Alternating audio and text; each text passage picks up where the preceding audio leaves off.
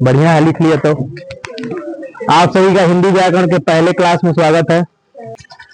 देखिए, हिंदी व्याकरण बहुत जो है जीव धरती पर मौजूद है, लेकिन बोली, विचार, व्यवहार तो खैर जानवरों में भी देखा जाता है, लेकिन जहां तक बोली की बात आए, बतियाने की बात आए, ऐसा सिर्फ और सिर्फ इंसानों में देखा जाता है ना। क्योंकि जो जानवर होते हैं उनके पास अपनी एक मुख्य भाषा होती है, मुख्य भाषा। और उस मुख्य भाषा का मतलब होता है कि वे अपने में खुद समझ लेते हैं, बोलते नहीं है लेकिन फिर भी एक दूसरे की बातों को समझ लेते हैं, इंसान की भी बातों को समझ लेते हैं। लेकिन जहां तक बोलने और बतियाने की बात है, यानी जिसको हम एक शब्द में वाक शक्ति कहते हैं, 12 वाले बहुत अच्छे से जानते हैं इस चीज को। वाक शक्ति, वाक शक्ति का मतलब होता है बोलने की शक्ति, और बोलने की शक्ति सिर्फ और सिर्फ इंसानों में है।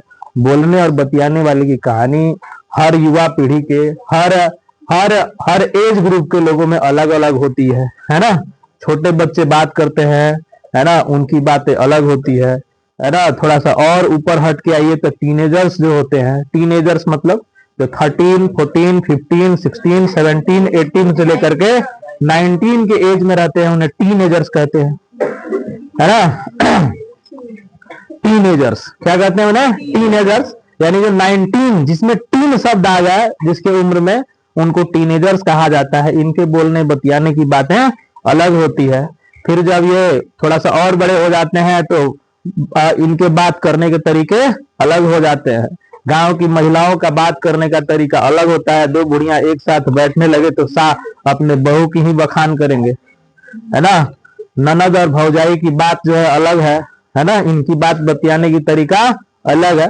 तो कहने का मतलब यह है कि सिर्फ और सिर्फ जो है बातचीत करने का जो कंडीशन है, ये सिर्फ और सिर्फ इंसानों में है। किसमें है? इंसानों में। सिर्फ और सिर्फ इंसान। इंसान कहने का मतलब हम मानव संबोधित कर सकते हैं, लेकिन मानव वे लोग भी होते हैं जो जंगलों में रहते हैं, है ना, जिनको जो है एक समाज से भेंट नहीं है, यानी जिसे हम असभ्य लोग कहते हैं। तो इन असभ्य लोगों के पास भी अपनी कोई वाक शक्ति नहीं होती है ना।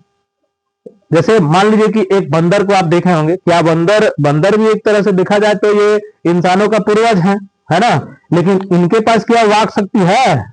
नहीं है। इनके पास वो वाक शक्ति नहीं है कि नहीं। लेकिन यदि एक चीज देखा जाए, यदि जंगल में जो है बंदरों के ग्रुप में यदि एक पैदा होते हुए बच्चे को डाल दिया जाए, तो जैसे जैसे वह बच्चा जो है उन बंदरों के साथ बड़ा होगा, वो भी जो है बंदरों की ही भाषा सीख लेगा, क्योंकि उसको उस तरह का माहौल नहीं मिला, है ना। जानवर के ही माहौल में रहा और जानवर की भाषा को ही सीख गया। तो कहने का मतलब ये होता है कि सिर्फ पैदा होने की बात नहीं है, कोई ऊपर से कुछ नहीं लेके आता है। पैदा होते ही क्या क्या क्या क्या करते, कहाँ कहाँ करके रोता है। उसके पास अपना कोई शब्द नहीं होता है। सिर्फ क्या शब्द होता है? कहाँ आ गए, कहाँ आ गए, जिंदगी की तलाश में हम कहाँ आ गए। रोते हुए बस यही चिल्लाता है। लेकिन जैसे जैसे वह बड़ा होता है तो उसको अपना एक जो है परिवार मिलता है। उसमें जो है उसको लगता है कि भाई हमारे यहाँ तो ऐसे बोला जाता है, तो वो भी धीरे धीरे बोलना सीख जाता है और वो बड़ा हो जाता है। जब बंदर का बच्चा पैदा होगा तो उसको अपने साथ रखेंगे तो बोलेगा नहीं, है ना। देखो, जो एक वोकल कॉर्ड होता है हमारे शरीर के अंदर, स्वर यंत्र होता है गले के अंदर, है ना। स्वर यंत्र, वही स्वर यंत्र की मैं बात कर रहा हूँ। बच्चा होता है तो थोड़ा बड़ी आवाज, मीठा लगता है। बड़ा होते ही, है ना, कौवे की तरह काव काव करता है ना। वही स्वर जो यंत्र होता है, उसी में परिवर्तन होता है समय के साथ। लड़कियों की आवाज एकदम सुरीली होती जाती है जैसे वो बड़ी होती हैं। लड़के सबका आवाज जो एकदम कठोर होते जाता है ना। देखो, दोनों आवाज में अंतर है। लड़कियां आवाज देंगी तो तीखे आवाज से, है ना, लोगों की जान चली जाएगी, और लड़के आप बड़े होंगे तो कठोर आवाज से लोग ढूंढ के गिर जाएंगे, है ना। तो ये एक एज होता है जहां से आवाजें बदलनी शुरू होती है। खैर ये बात अलग है, लेकिन इसी स्वर यंत्र में क्या होता है, एक बदलाव होता है जिसके जरिए हम बोलने की कला को सीख लेते हैं, है ना। और हर व्यक्ति के अंदर ऐसा होता है ना। जो व्यक्ति भाई जन्म लिया है वो बोलेगा जरूर।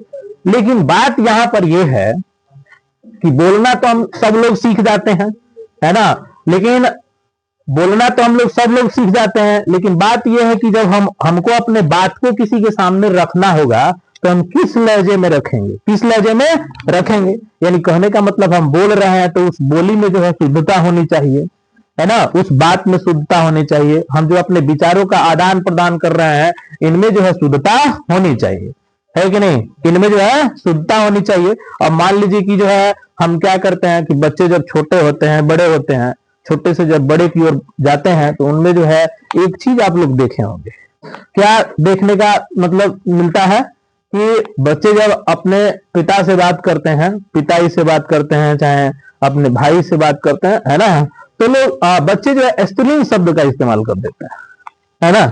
एक दिन जो है हमारी बच्ची बड़ी हो रही थी, तो अभी जो है बड़ी हो रही थी, धीरे धीरे 2-2.5 साल के में प्रवेश कर रही थी, लेकिन उसको पता नहीं था कि स्त्रीलिंग शब्द क्या होता है और पुल्लिंग शब्द क्या होता है ना। तो अब मान लो कि अब कोई भी घर में बोलता है ना, तो उसके हिसाब से वो बोलते हैं।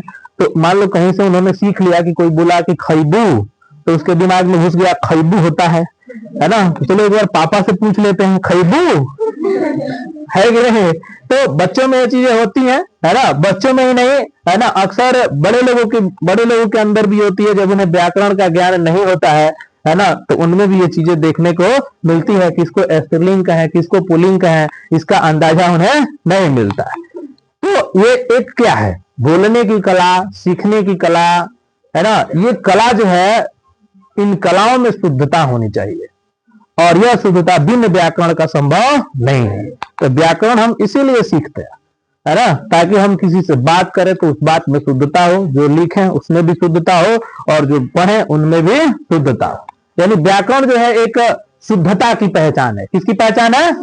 शुद्धता की पहचान है व्याकरण, है ना। व्याकरण एक शुद्धता की पहचान है। जो व्यक्ति व्याकरण को अच्छे तरीके से पढ़ लेगा, है ना, उसके अंदर जो है बात करने की क्षमता अलग होगी, बोलने की क्षमता अलग होगी, पढ़ने की क्षमता, लिखने की क्षमता, हर क्षमताएं अलग होगी, है ना। और उस व्यक्ति को जो है श्रेष्ठ माना जाता है। वह लोगों को जो है अपने बातों को बेहतर तरीके से समझा सकता है। लेकिन जिनके पास अपने शब्द नहीं होते हैं, अपने व्याकरण नहीं होते हैं, उनको अपनी बातें कहने में बड़ी समस्याएं होती हैं। समझ भी नहीं सकते, सामने वाला भी समझ नहीं सकता है ना। तो इसके लिए जो है हमको व्याकरण पढ़ना बहुत जरूरी है, ताकि जो है हमारा एक जो है जो संचार का जो संचार प्रणाली है जो हमारे अंदर, है ना, वो संचार प्रणाली जो है अच्छे तरीके से उसका विकास हो, है ना। संचार प्रणाली मतलब वही बातचीत का जो तरीका है उसका विकास अच्छे से हो, इसके लिए हमको व्याकरण का पढ़ना अत्यंत आवश्यक है। तो यहाँ पर जो है व्याकरण को वैदिक काल से माना जाता है। किस काल से? देखो, काल को 2 भागों में बांटा गया है। कितने भागों में? 2 भागों में। एक वैदिक काल, वैदिक काल 2 तरह का काल होता है। एक हो गया जिसको हम कहते हैं पूर्व वैदिक काल, और एक होता है जिसको उत्तर वैदिक काल कहते हैं, है ना, उत्तर वैदिक काल। देखो, उत्तर वैदिक काल और पूर्व वैदिक काल में जो है काफी अंतर है ना। तो उसके बारे में हम चर्चा नहीं करेंगे। इसी वैदिक काल में वेदों को लिखा गया था। वेद कुल मिला के कितने हैं? 4 है, आपको पता होना चाहिए। 4 तरह के वेद होते हैं। पहला वेद जिसका नाम क्या है? ऋग वेद है, और दूसरा नाम साम वेद है, तीसरा नाम अथर्ववेद, और चौथा कौन सा है? यजुर्वेद है। 4 तरह के वेद होते हैं। और मैं बता दूं आपको, वेदों को संस्कृत में सबसे पहले लिखा गया था। किसमें? संस्कृत में लिखा गया था।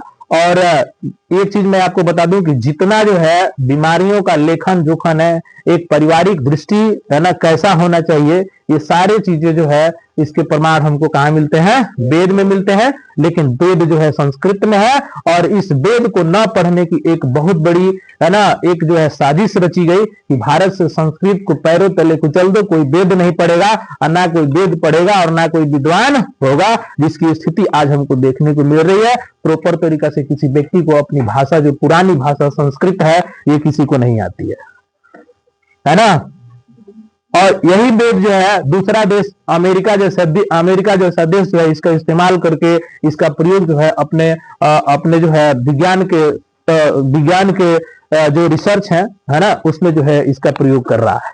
लेकिन हम लोग अनपढ़ गंवार होते जा रहे हैं और अपनी भाषा को पैरों तले कुचल रहे हैं और दूसरी भाषा को हम अपने जीवन में लेकर के आ रहे हैं। हम अपनी भाषा को नहीं समझ पा रहे हैं, अपने वेद को नहीं समझ पा रहे हैं, अपने पुराणों को नहीं समझ पा रहे हैं। पुराणों की कुल संख्या कितनी है?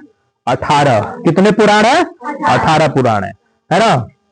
शिव पुराण, गरुड़ पुराण, इस तरह से बहुत सारे पुराण है ना। तो ये सब चीजें जो है संस्कृत में लिखी गई है और संस्कृत को समझ पाना इतना आसान नहीं है ना। इतना आसान नहीं है, बशर्ते आसान है, लेकिन जब तक उस तरह का टीचर मिलेगा तो जरूर आसान हो जाएगा, है ना। लेकिन बातें ये है कि आज के हम एग्जाम के आपाधापी में इसको बेहतर तरीका से नहीं पढ़ पाते हैं। बहुत लोग कहते हैं कि संस्कृत में ज्यादा पढ़ने की जरूरत नहीं है, ऐसे ही हमारा मार्क्स बन जाएगा।